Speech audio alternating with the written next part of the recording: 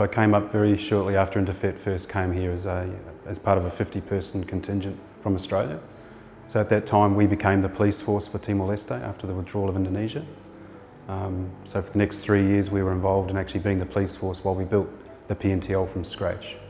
So at that time I actually worked in the riot squad here, because when we first arrived there were probably 200,000 people still up in the hills from Dili that were still too afraid to come back down.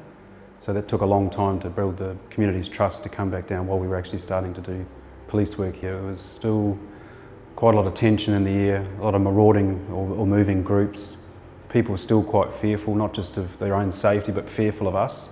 Perhaps wondering if, being replaced, we're just another replacement, a force, I guess, from another country instead of Indonesia. So it took a long time to earn people's trust, but I think the thing that we do bring is that we're hard but we're fair, and I think that was, at the time we had to take that approach because there was still a lot of violence.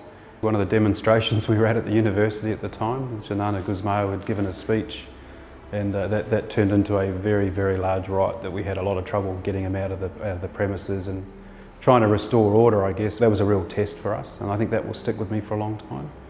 I think the other thing was probably just dealing with some of the death and the destruction that actually come here, because we were tasked with a number of things to deal with, in particular the recovery of people's loved ones who had been murdered at different stages. So I think that will probably stick with me probably for the rest of my life. For me, Timor will always have a soft spot for me because it's been good to see people who put value in family and not possessions.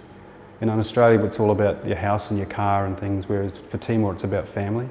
And I think that puts life in perspective. But family is the only thing that really matters at the end of the day. And I think the Timorese really do exemplify that.